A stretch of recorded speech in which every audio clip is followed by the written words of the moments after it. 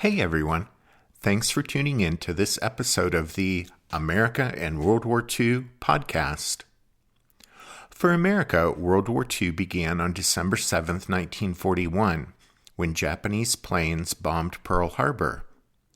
However, in December 1937, Japanese warplanes bombed, strafed, and sank a U.S. Navy gunboat on China's Yangtze River.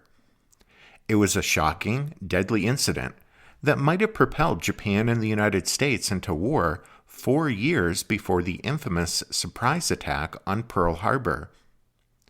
So with this show, we're going to look at the sinking of USS Panay, and in the process, we'll talk about just why there were Japanese warplanes and a U.S. Navy gunboat up the Yangtze River in China in December 1937. And by the end of the show, we'll also see how the Panay Incident was, in many ways, the first step in the long road to war between the United States and Imperial Japan.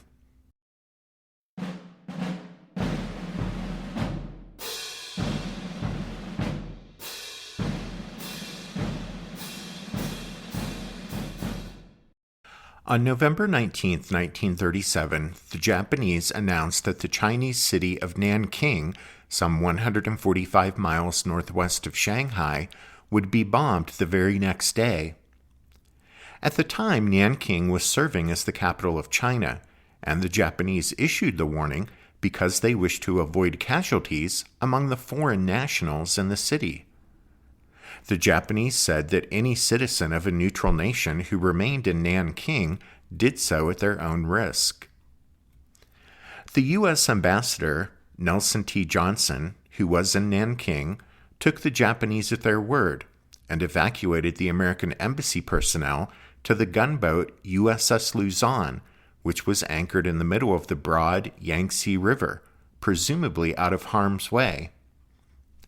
On the 20th, Johnson and the embassy staff waited for hell to break loose, but the time announced for the bombing came and went without incident. The next day, though, on the morning of November 21st, as Johnson prepared to return to the embassy, he heard the wail of air raid sirens. Then Japanese bombers filled the sky, unleashing their deadly payloads, raining death and destruction upon Nanking. Nanking had become a target because the city of Shanghai, downriver where the Yangtze emptied into the East China Sea, had fallen to the Japanese shortly before, after a hard and bloody 3-month battle. The battered Chinese army withdrew up the Yangtze Valley, quickly followed by Japanese forces in hot pursuit. The question before Generalissimo Chiang Kai-shek was whether Nanking ought to be defended or abandoned. Chiang's advisors were deeply divided, but in the end it was decided the city would be defended, if only to uphold national honor. But the Chinese army was in disarray, filled with raw recruits hastily conscripted to replace the veteran soldiers lost at Shanghai. And so Chiang Kai-shek knew there would be no 3-month-long battle for Nanking as there had been for Shanghai. He gave orders for the Chinese government to pack up and leave Nanking. A temporary capital would be established in Hankou, about 400 miles upriver from Nanking.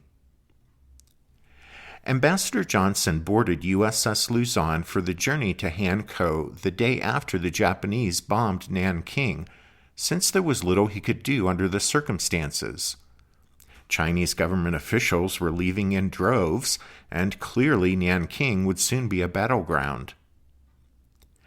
Most of the U.S. Embassy personnel were evacuated, but a skeleton staff remained behind under Senior Second Secretary George Atchison, Jr. The military attaché, Army Captain Frank Roberts, also remained behind in the city. Panay was designated a station ship. She was to remain at Nanking to provide both a radio link to the outside world for the remaining embassy staff and to serve as a place of refuge should the need arise. Many Americans were still in the city, including journalists, businessmen, teachers, and missionaries. Panay was for them as well as for the diplomatic staff. Then, by the second week of December, with the fall of the city imminent, that meant it was time to close the embassy and evacuate the remaining personnel. And all American citizens were strongly advised to leave Nanking. It was made clear to them that once Panay sailed, they'd be on their own. By Saturday, December 11th, there were at least 13 civilian refugees on board, including 4 members of the embassy staff, 4 American nationals, and 5 foreign nationals. Some Americans elected to stay in the city, though, people like missionary W. Plumer Mills and surgeon Dr. Robert Wilson of the Nanking University Hospital.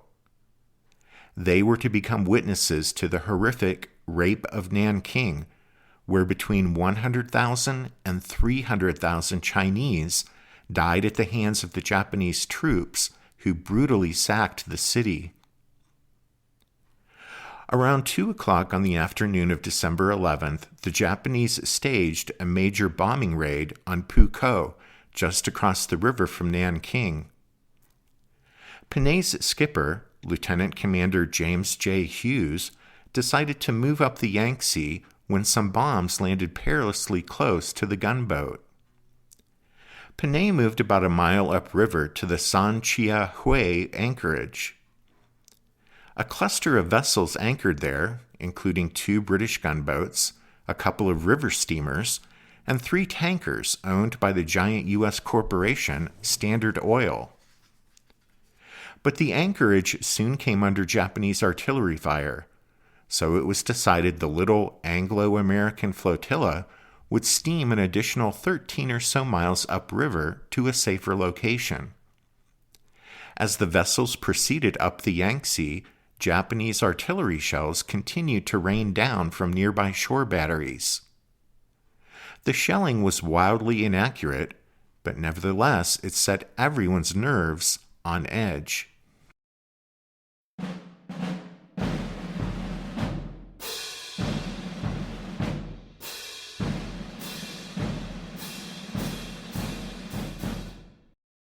This might be a good time to hit the pause button and ask the question, what in the world was going on there in China in 1937? Well, in 1937, China was a wounded giant, engaged in a bitter civil war, and also under attack by a foreign invader. The Civil War pitted Chiang Kai-shek's nationalists against the communists, led by Mao Zedong. But the civil war between the nationalists and communists, momentous as it was only one of several turbulent events that occurred in China in the period leading up to the Second World War, a period characterized by constant internal strife and external threats. You see, for nearly 3 centuries, the country of China had been ruled by imperial descendants of the Manchus. But beginning about the middle of the 19th century, China had been exposed to repeated humiliations at the hands of various foreign intruders. Consequently, there were so-called foreign concessions, or settlements, in such cities as Shanghai and Canton. The settlements, wrested from China by Britain, France, Germany, Japan, the United States, and other nations, were actual areas within the cities where the Chinese residents had become subject to foreign laws. On top of that, in the First Sino-Japanese War of 1894-95, the Chinese had been defeated by the Japanese, who forced them out of the vassal kingdom of Korea and taken other territories, including the major island of Formosa, which was later to be called Taiwan. Well, these accumulated humiliations helped to breed young Chinese revolutionaries, yearning to throw off the double yoke of the decrepit Manchu dynasty and foreign domination. One of their leaders was Sun Yat-sen, who had risen from a peasant background to be educated as a physician in Canton. By the time of the First World War, Sun Yat-sen had succeeded in ousting the Manchus and setting up a republic.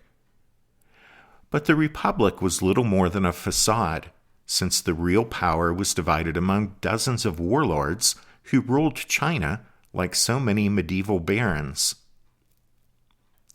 In 1919, the Treaty of Versailles handed over defeated Germany's rights and possessions in China, not to the Chinese, but to her old enemy, Japan. Well, to many Chinese, this was the final goad to their wounded pride. A student protest starting in Peking then swept through other Chinese cities, culminating in a general strike in Shanghai. Out of this protest, which became known as the May 4th movement, emerged the beginnings of modern China's two great contending forces, the nationalists and the communists. Chiang Kai-shek was Sun Yat-sen's trusted protege, and when Sun died of cancer in 1925, Chiang succeeded him as the leader of the Nationalist Party. Chiang, then 39 years old, had chosen a military career out of patriotic motives, hoping to help free his country by force from the warlords and from foreign dominance. Behind his soldierly bearing was a burning personal ambition and a stubborn tenacity that were later to impress and at times distress the world. In any case, by early 1927, a great nationalist offensive to break the power of the warlords had reached the Yangtze River and captured the major port of Shanghai, where the Chinese part of the city fell with the help of a workers' uprising organized by Chiang's communist allies. So now Chinese soldiers stood face to face with foreign troops who guarded the international settlements in Shanghai. Up to that point, Chiang's offensive against the warlords had been a great success, but his marriage of convenience with the communists was already beginning to break up. Then Chiang saw a chance to strike a crippling blow against the communists in Shanghai, and in April 1927 he launched a surprise attack in which more than 300 key Communist Party members were killed. A wave of further executions followed, and by 1928 communism in China seemed to have suffered an all but mortal blow. Chiang and the nationalists appeared in full control. His armies had entered the capital city of Peking, and his government had been recognized by all the major world powers. But no one knew better than Chiang that he had not yet unified China, because the warlords still exerted control over large areas of the country, and the communists, although weakened and in hiding, were rebuilding strength and awaiting their time to strike back. In the rugged mountains in remote south-central China, the communists reorganized as the Fourth Red Army. Their commander was Chu Te, a professional soldier and longtime communist. Their political commissar was a hardened revolutionary named Mao Zedong. Although their army only numbered about 10,000 men, Chu and Mao set about winning the allegiance of the region's peasants by ruthless and dramatic means. Throughout the countryside, they attacked the common people's age-old enemies, the landlords and government bureaucrats, including the hated tax collectors, often murdering them outright in cruel public demonstrations. In this way, gradually, they won the support of increasing numbers of peasants. And as the communist peasant armies grew in numbers, they took the offensive and staged hit-and-run attacks on cities. Well, the brazen communist provocations were more than Chiang Kai-shek could ignore. But 3 successive, quote-unquote, bandit extermination campaigns failed to suppress the Red Armies. And before the Generalissimo could mount a 4th offensive, he was confronted by a new crisis to the north, where Manchuria was being invaded and occupied by the Japanese military.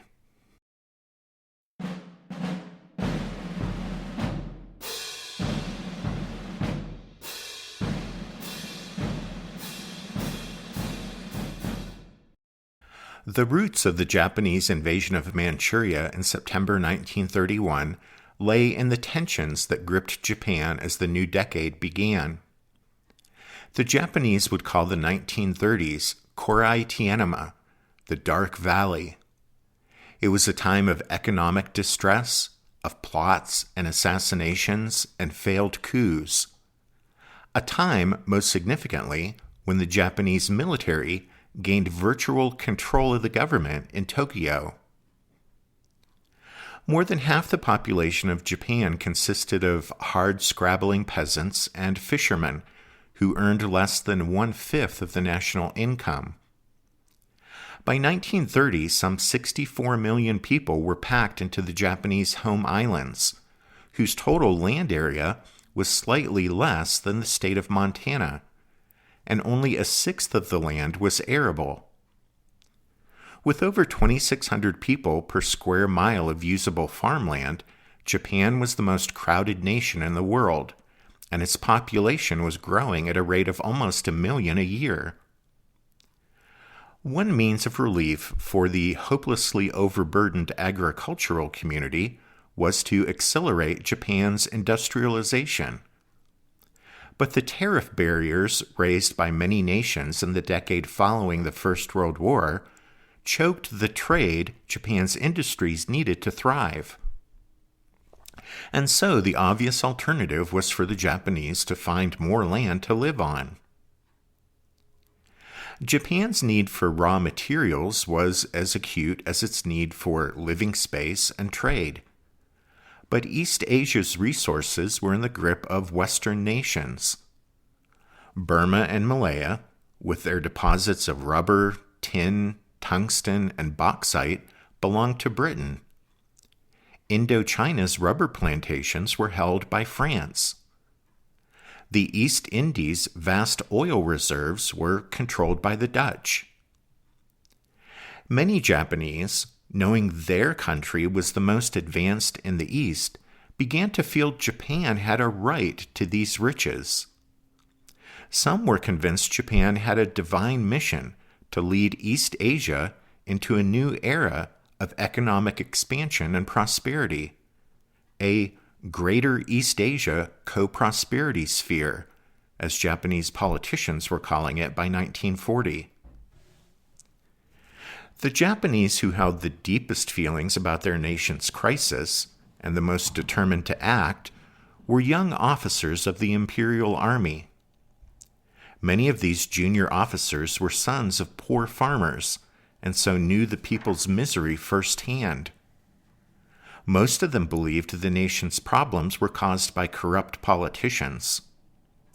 And the people of Japan tended to agree with the young officers and to look to the army to save the nation. The Imperial Army already enjoyed great prestige. It still basked in the glory of Japan's triumph over Russia in the War of 1904-1905. Despite the nation's economic plight, the Army and Navy demanded and got huge budgets. But powerful as they were, the armed forces wanted yet more power to guide the nation's destiny. Patriotism, intense idealism, grinding poverty, and a lust for power make a volatile combination, and they fanned the flames of radicalism in the Japanese Army and Navy throughout the decade of the Dark Valley. The first serious rumblings reverberated in March 1931. A plan was hatched for a mob, armed with bombs by the military, to blow up the headquarters of the major political parties, as well as the buildings that housed the Diet, that is, the parliament. The army intended to step in amidst the chaos and confusion and establish a military regime. However, at the last minute, the general, who would probably have been installed as a dictatorial prime minister, thought better of the coup and called it off. But it was a warning of things to come. Only 6 months later, the so-called Guangdong Army, which since 1905 had been guarding Japanese business interests at points scattered throughout the massive, northern, resource-rich Chinese province of Manchuria, simply seized control of the territory. The world was shocked, and so was Tokyo, since the Guangdong Army officers had seized Manchuria without any orders whatsoever from the Japanese government. Belatedly ordered to stop, the officers simply ignored the directive and settled down to rule the conquered province. Whereupon, after a considerable amount of huffing and puffing, the Tokyo government recognized they had no choice but to accept the army's conquest of Manchuria. So they dubbed the acquired territory Manchukuo, meaning State of Manchu, and encouraged people to emigrate there.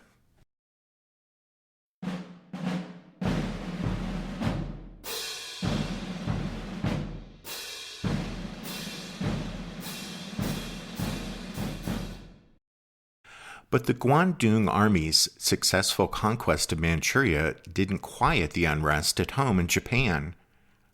On the contrary, it led to a series of assassinations, as young officers and super patriots set out to kill the politicians who had spoken out against the army's Manchurian adventure. On February 9, 1932, a former finance minister was gunned down on a Tokyo sidewalk.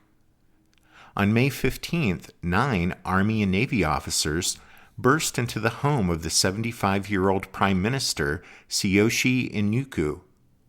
An opponent of the Manchurian takeover, Inuku politely led them to an inner room, where, Japanese style, they removed their shoes.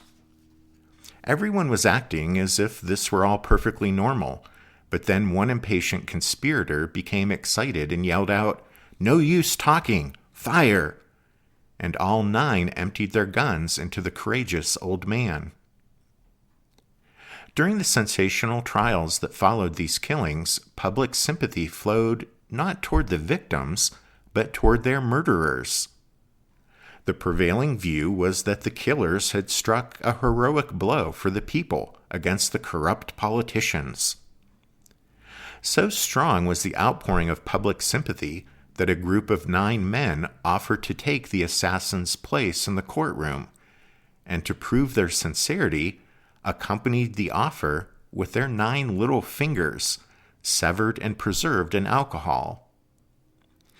But as it turned out, the 9 killers received relatively light sentences, and none were condemned to death.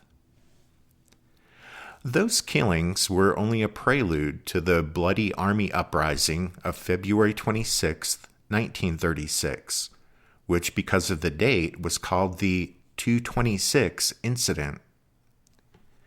A cabal of young army officers marched some 1,500 troops out of their barracks at 4 o'clock on that cold, snowy morning and laid siege to the governmental center of Tokyo.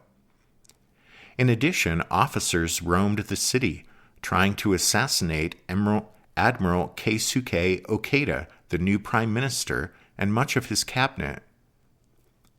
The prime minister escaped by hiding under dirty laundry in a closet when the killers came to his house.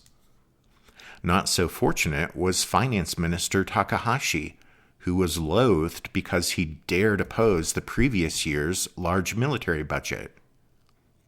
After rampaging through his house, breaking down doors, the assassins found Takahashi in his bedroom, where they shot him. Not satisfied, an officer slashed at Takahashi with his sword, severing an arm, then stabbed him in the stomach. At this point, Takahashi's distraught wife appeared. The young lieutenant bowed and said, "Excuse me for the annoyance I have caused." Another victim was former Prime Minister Viscount Makoto Sato. Sato and his wife had spent the evening before as dinner guests of the U.S. ambassador to Japan, Joseph C. Grew. After dinner, there had been a screening of a film starring Jeanette MacDonald and Nelson Eddy. The Satos left the embassy at 11:30, and by dawn the next morning, Sato was dead, shot 36 times. Then, after 4 days of killings, the terror ended as abruptly as it had begun, with the soldiers returning to their barracks at the emperor's orders. But this time the ringleaders didn't get off so lightly. Emperor Hirohito and many of the senior military commanders were becoming alarmed at the wanton killings of government officials. And within the army, the killers' rivals now saw a chance to do away with them, so a number were speedily court-martialed and executed. But not even the dreadful 226 incident discredited the military in the eyes of the public, or reduced the army's political power. Quite the opposite. Because from February 1936 to the outbreak of war in 1941, any Japanese politician who opposed any of the army's plans lived in fear of assassination. In addition, the Army and Navy chiefs had long enjoyed a prerogative of choosing each cabinet's war and naval ministers. In practice, that meant that when the top Army and Navy officers disliked what a government was doing, they could recall the war and naval ministers, and in that way force the government to fall. The upshot was that the Japanese military could virtually dictate policy. American Ambassador Joseph Grew watched all of this with growing apprehension. Grew was a tall and dignified man, and like the proper Bostonian he was, he had gone to Groton Preparatory School and Harvard. At both institutions, he had known Franklin D. Roosevelt, who was 2 classes behind Grew. Joseph Grew was a serious, experienced diplomat. He understood Japan remarkably well, thanks in large measure to his wife, who had grown up in Japan and knew the language perfectly. Regarding the troubling state of affairs in the Japanese government, Grew wrote in his diary, quote, "Whatever way it falls out, one thing is certain, and that is that the military are distinctly running the government, and that no step can be taken without their approval." Grew had been named ambassador in 1932, and by 1934 he was warning Washington that Japan had designs on all of East Asia. He advised, quote, "When Japanese speak of Japan's being the stabilizing factor and the guardian of peace of East Asia, what they have in mind is Pax Japonica," a reference to the Pax, the peace, the Roman legions kept in the Roman Empire. Grew warned that the Japanese military's imperial designs might lead the government to, quote, "any extremes," and eventually to rash actions that could be likened to, quote, "national suicide." However, not even the perceptive Grew foresaw what was to happen next. On July 7, 1937, a Japanese patrol skirmished with Chinese troops outside Peking at an ancient bridge named after Marco Polo. Such minor clashes weren't unusual and had often been used by the Japanese as an excuse to browbeat Chinese authorities into local concessions. However, the Marco Polo Bridge incident proved to be the first step to full-scale war between the Japanese and Chinese, a war that lasted until 1945. After the Marco Polo Bridge incident, Major General Kenji Doihara launched a major offensive with the Guangdong Army, which had already slid into parts of northern China to protect Japanese business interests there. Now, more troops and naval forces were rushed to China to reinforce Doihara. With them came modern fighters and bombers to rule the skies and smash defenseless Chinese cities. One after another, the cities, Peking, Tientsin, Shanghai, fell to the Japanese.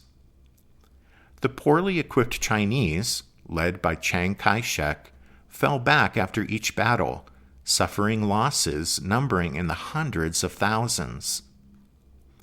But the more deeply the Japanese became embroiled in their war with the Chinese, the more sharply Tokyo found itself on a collision course with the Western powers, especially the United States. In October 1937, FDR gave a speech condemning Japan's aggression. Yosuke Matsuoka, soon-to-be foreign minister, lashed back, saying, quote, "Japan is expanding, and what country in its expansion era has ever failed to be trying to its neighbors? Ask the American Indian or the Mexican how excruciatingly trying the young United States used to be."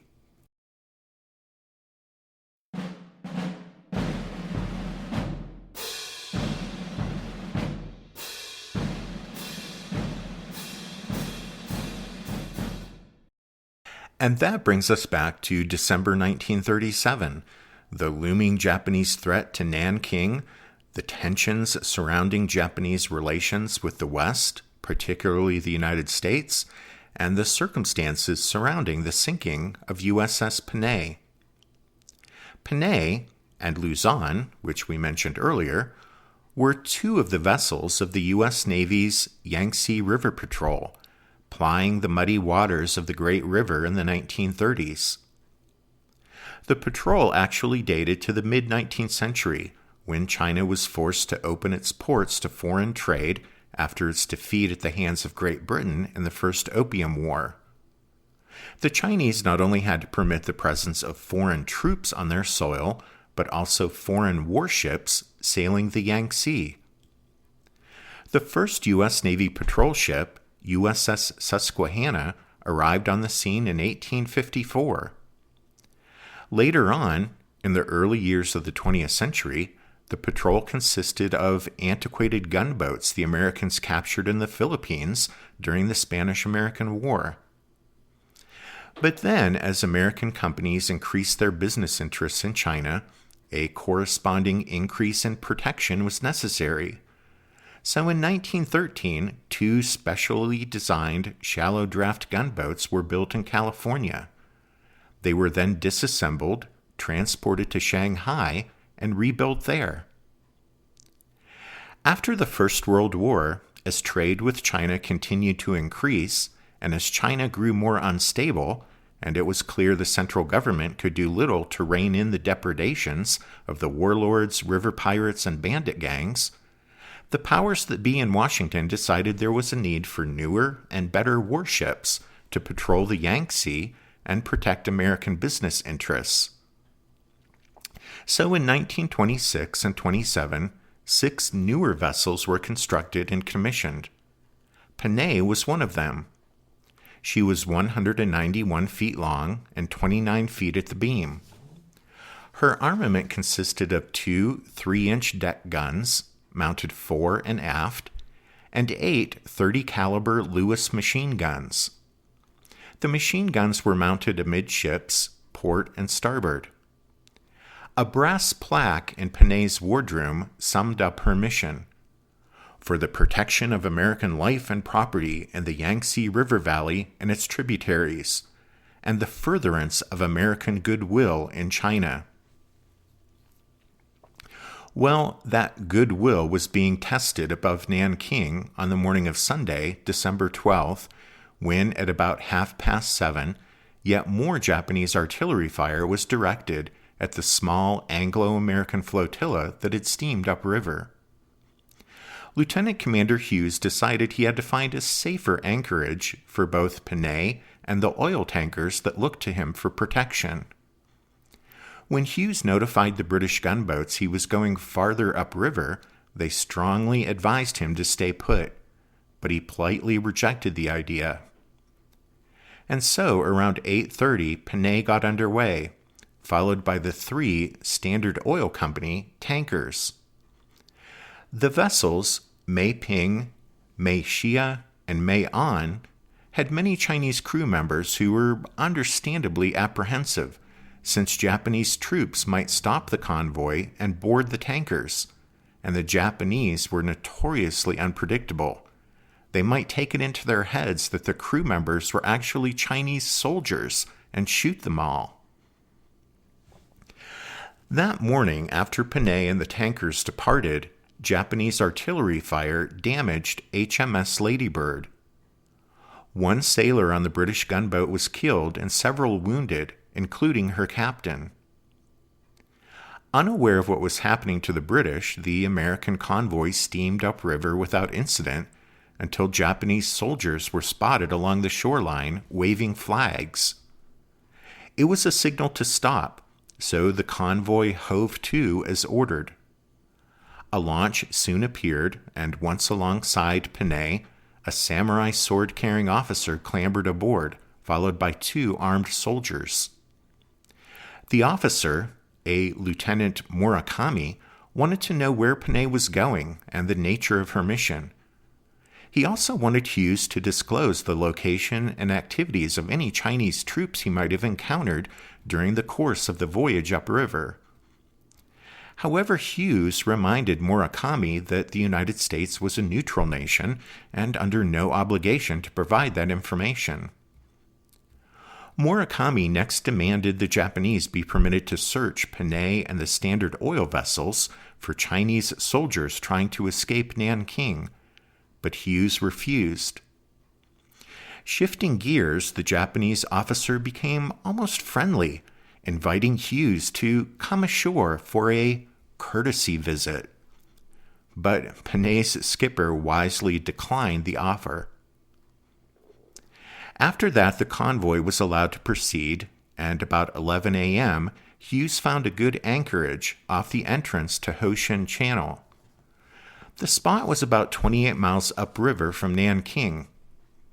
Hughes radioed his position to the U.S. consulate in Shanghai, which would relay the information to the Japanese.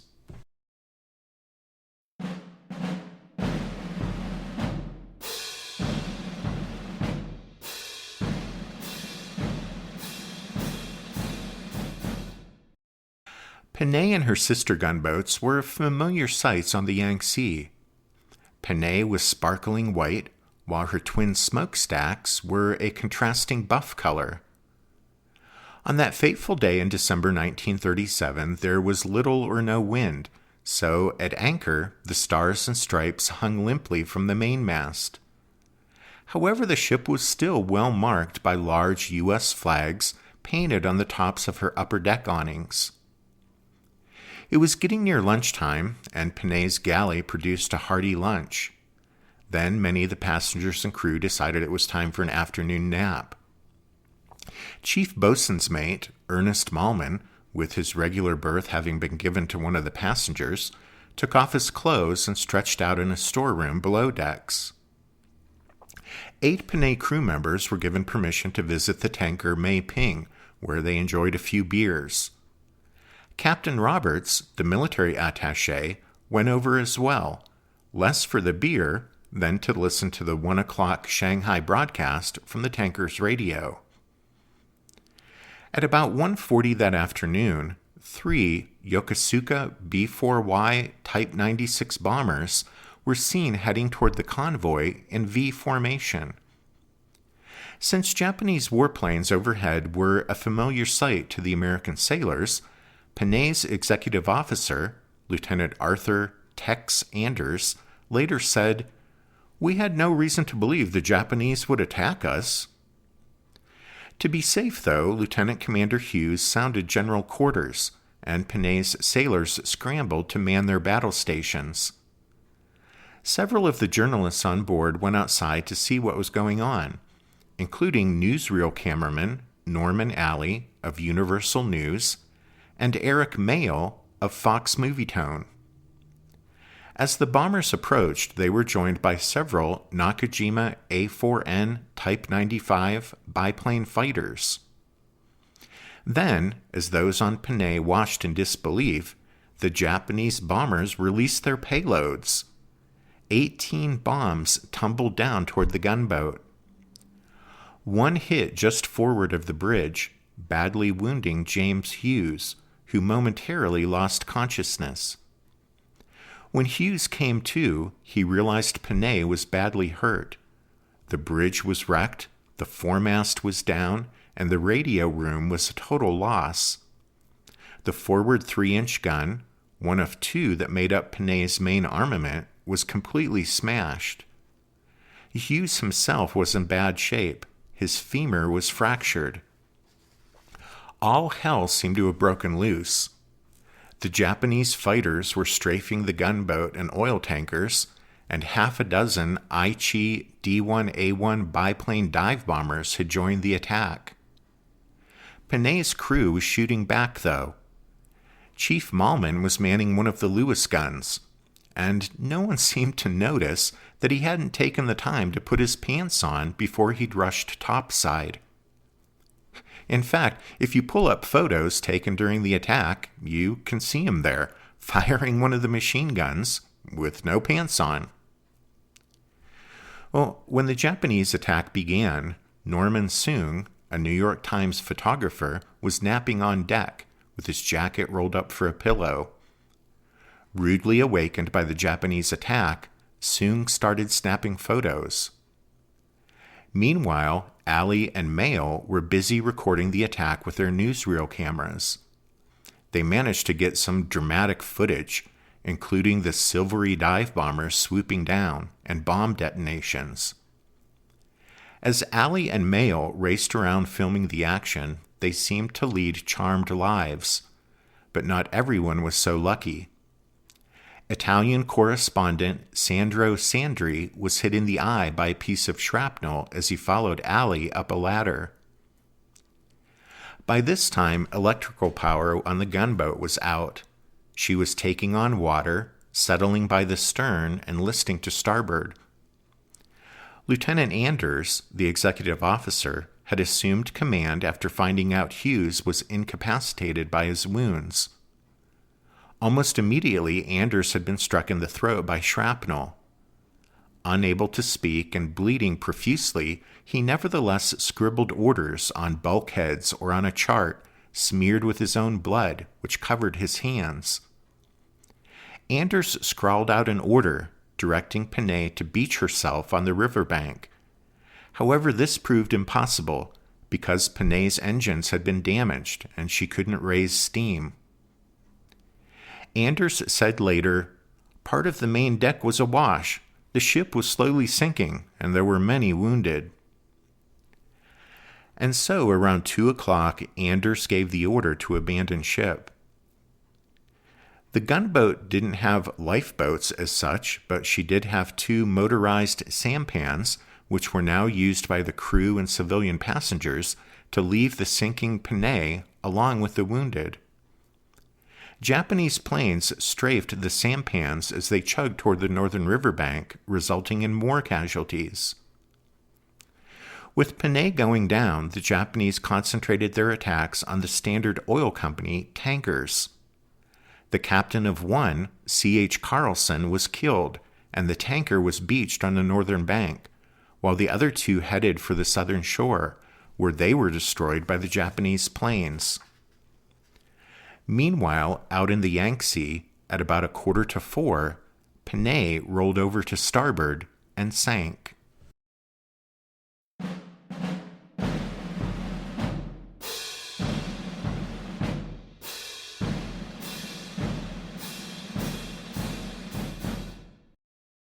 The survivors of Panay's sinking were now hiding in the reed-choked marshes that lined the banks of the Yangtze. They remained under cover, Norman Alley said, as long as the Japanese planes, quote, soared in vulturous circles above us. The survivors had little food and few medical supplies. About a dozen men were seriously injured, while around 30 others had minor wounds. One sailor, ship's storekeeper Charles Ensminger, had been killed during the attack. An officer, Lieutenant Charles Halsebus, and the Italian journalist Sandri had been mortally wounded. Counting the tanker skipper, Carlson, that brought the total number of fatalities to 4. With virtually all of Panay's officers wounded, including himself, Hughes delegated Army Captain Roberts, the military attaché, to lead the survivors. Roberts sent several men ahead to Ho Shin, a fishing village 8 miles away where there was a telephone. Chinese villagers helped carry the wounded. The survivors were picked up at Ho Shin by Panay's sister gunboat, USS Oahu, and 2 British gunboats, and transported downriver to Shanghai. In Washington, President Roosevelt was outraged when he received the news about the Japanese attack on Panay. Secretary of State Cordell Hull had summoned Japanese Ambassador Hiroshi Sato to the State Department and was to meet him at 1 o'clock that afternoon. So FDR drafted a memorandum to Hull that expressed his anger in no uncertain terms. The note, typed on White House stationery and dated at 12:30 p.m. on December 13, 1937, did not mince words. Secretary Hull was to tell the Japanese ambassador, quote, that the president is deeply shocked and concerned by the news of indiscriminate bombing of American and other non-Chinese vessels on the Yangtze. The memo clearly spelled out Roosevelt's expectation that the Japanese government would render, quote, full expressions of regret and proffer full compensation. The president also wanted an assurance the Japanese would institute, quote, methods guaranteeing against a repetition of any similar attack in the future. The memo was initialed FDR. The Japanese government moved quickly to placate Roosevelt and to avert any possibility of war with the United States over the Panay Incident. Formal apologies were publicly expressed, and in April 1938, the Japanese government paid the United States a bit over $2.2 million as settlement for the sinking of Panay, the loss of the Standard oil tankers, and personal injuries and losses. These gestures did much to diffuse congressional outrage and calm the anger of the American public. However, there was one problem. Norman Alley of Universal had shot a lot of film during the attack, and, despite Japan's claims the attack was a case of mistaken identity by their high-altitude bombers, some sequences showed Japanese dive bombers swooping down upon Panay and fighters buzzing the gunboat and strafing her. The film also showed it was a clear day, which gave lie to the Japanese claim that poor visibility was to blame for their warplane's failure to identify Panay as a U.S. Navy vessel. After a private viewing, the president personally asked Norman Alley to leave the most incriminating and inflammatory footage on the editing room floor before the film's release in movie theaters across America, and Alley bowed to Roosevelt's wishes. It seems likely FDR took this step in order to avoid strengthening the hand of isolationist American politicians who were wondering why the U.S. military was in China in the first place, and pointing out that if all American forces were withdrawn from China, there would be no possibility of a repetition of the Panay Incident.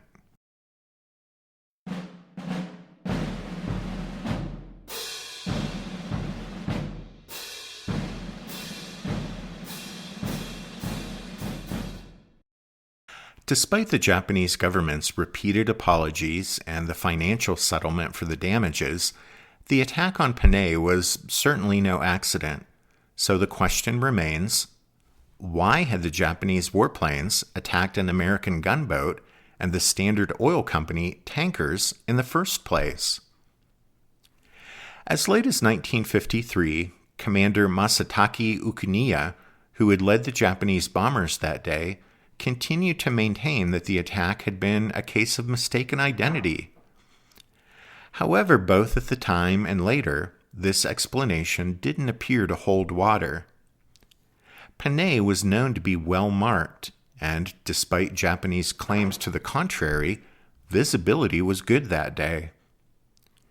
It was also reported after the war that U.S. Navy personnel had intercepted Japanese radio messages indicating the planes were operating under orders to attack the American vessels. It seems some of the Japanese pilots asked for clarification or even protested those orders before finally agreeing to execute them. The most likely explanation of what happened to Panay on December 12, 1937, is that, as intelligence analysts and American newspapers speculated at the time, and later historians have agreed, the attack was almost certainly ordered by radical, ultranationalist elements within the Japanese army who were trying to provoke a war with the United States. Or it may have been an attempt by those radical officers to push the Americans' buttons, so to speak, and measure their response to such a provocation. Or it was intended to force the U.S. to abandon its presence in China. In any case, all the available evidence points to the conclusion that it was radical Japanese army officers who were behind the Panay Incident, not the Japanese government in Tokyo.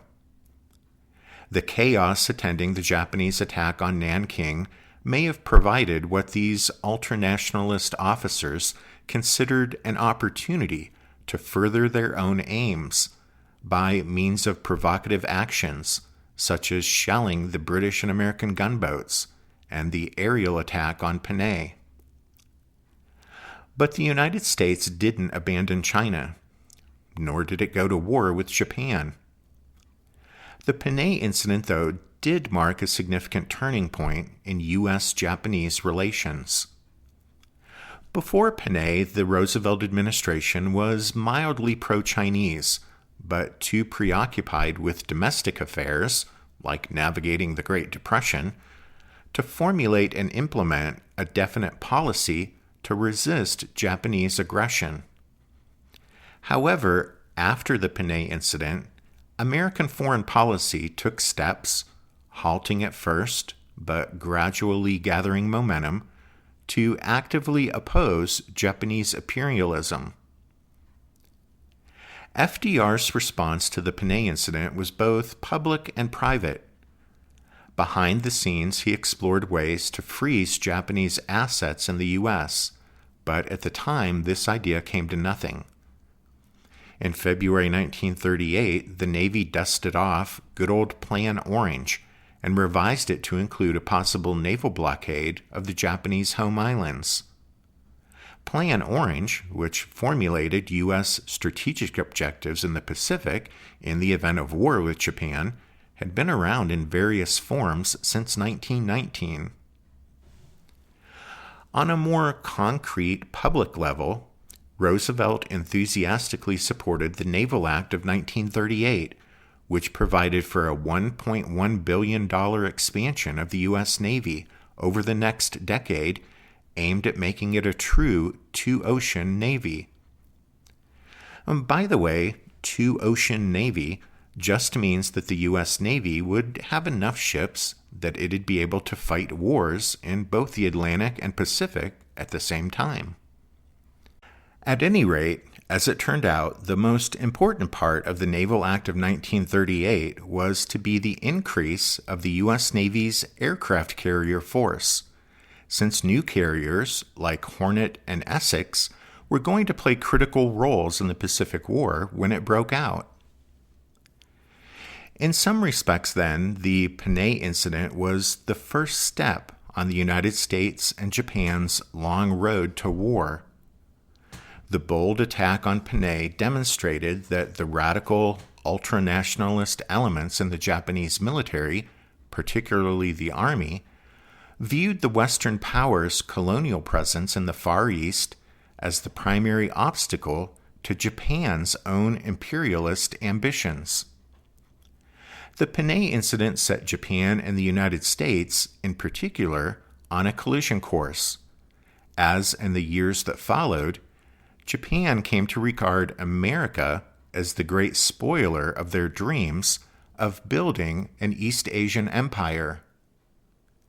After the Panay Incident in December 1937, the courses both nations followed would eventually lead them to war 4 years later in December 1941.